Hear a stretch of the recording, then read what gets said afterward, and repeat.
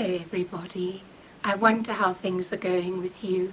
I wish we could all be together so that we could see one another. I'm really missing just that face-to-face and presence in contact. What has been occupying your thoughts? I wonder. Certainly some of the conversations and some of what I've been hearing in meetings that I've been attending with Zoom is this growing realization that even when the lockdown is lifted, even when things return to so-called normal, it won't be as we have known things.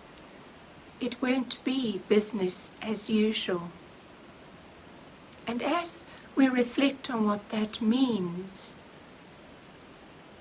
I wonder if we could call this time a threshold time.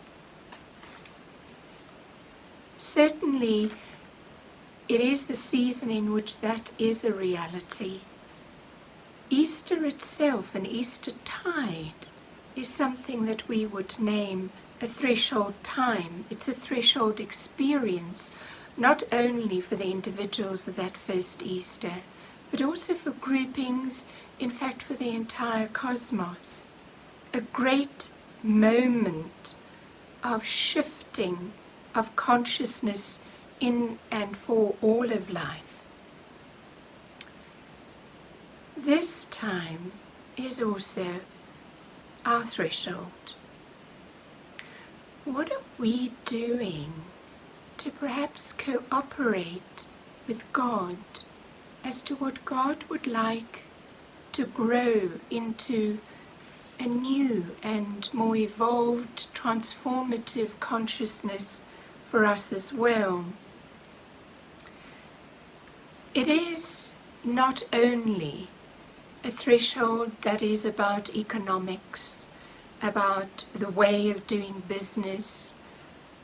It is also an existential and spiritual threshold which applies to our history, it applies to global consciousness, personal awareness, intentionality. No one is exempt from it because this COVID-19 has got consequences and influences people everywhere and will do so for at least the next year or so and certainly beyond. This is a decisive threshold. It is a process of leaving one way of being and preparing another to enter another way.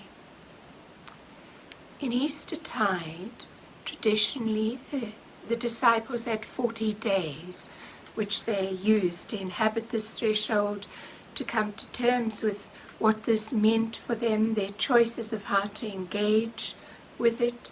40 days needn't be literally 40 days. It can be shorter, it can be longer. The amount of time is variable, but it is invariably a process. Sometimes the threshold only becomes clear after we've crossed it. It wasn't the case in that first Easter, and it's not the case for us now. What is fascinating also is that most of the time, not always, but most of the time, a threshold also has the feeling of a frontier about it. And if you think about a frontier, it takes tremendous courage to be able, when the time is right, to move into uncharted territory. Simplistically, the attitude with which we cross over a frontier is going to make a great difference to everything around us, and also to how this unknown, new, evolutionary space will receive us. We can go, just simplistically of course, into frontier space with the attitude of wanting to conquer it. Or we can come as a fertile blessing into this shifted reality. Do you remember that story in Mark's Gospel, chapter 8, verses 22 to 26? It's the account of Jesus healing a blind man. There's no name given for this blind man, but what is very, very interesting is that when this man is healed, when he's given physical vision, Jesus tells him not to go back into the village.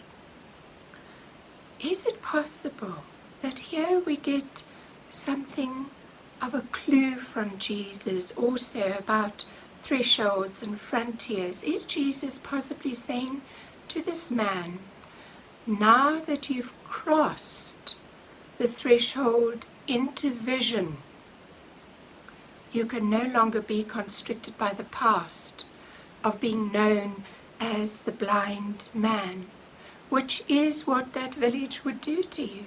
They would still say, oh, that was the blind man, now you can see, and people would want to relate to this man in a similar way. New vision means not only a new way of seeing and of being, but it's also a fresh way of relating to others, to the world, and also of being related to. Often on a threshold as well, there is a sense of energy being shored up. It's part of the preparation. It's part of a concentration of holding in this space, awaiting for the movement out into the new. Of course, we have a choice here again. In this time of threshold experience, do we use it to engage in preparation in a way that God wants to evolve us? Or do we use it simply as biding time, of just waiting until we can go into the world exactly the same as we've always been? And the decision, in a divine sense, is ours to make. And whatever that decision is, that's what we're going to take with us over this threshold. And more than anything, my prayer, certainly for myself, and hopefully for all of us, is that our spirit, our intention, our consciousness as Christians as we cross over will be that we will be God's agents of ongoing healing, transformation, renewal on the other side. Yes, that's always what we've wanted to be. But maybe in this time, in this frontier threshold time, we can really collectively be far more available, far more willing to cooperate with God, making us into these influences, organic influences. And we know that it starts with me. It starts right here. And before we poo-poo the power of this influence, remember these extraordinary experiments that have happened for decades, where groups of people have gathered and together have prayed, and whole cities, violence has dropped, crime rates have dropped just because of that consistent prayer. So if each one of us takes seriously the power that God wants to invest in us now and use to transform us now, so that when we step over, when we cross over this threshold, we will be animators. We will be what will become the flavor, what will become part of what God envisages beyond this threshold. The manner in which we engage in this preparation during this threshold time will be part of the outlook that will be an active force that we have cooperatively with God the power to shift this entire globe. This central, singular force as people of faith is what can lie in the beyond. Yes, it is uncharted territory, but what isn't necessarily uncharted is attitude.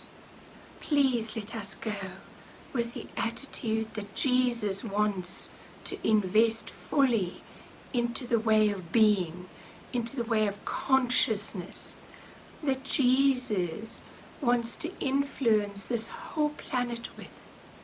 And we can be both partakers of and carriers of this immense blessing. We don't know what the fruits of it's going to be like, but that it will be fruitful, we do know, because that's the Jesus way. So come, let's make this threshold time exciting and wondrous, because we are willing to engage in this wonderful, transformative way of being, because God is with us in the threshold and beyond the threshold, into this frontier land, so that we will be fully aware of who's going to colour it. God, not the world alone. Amen.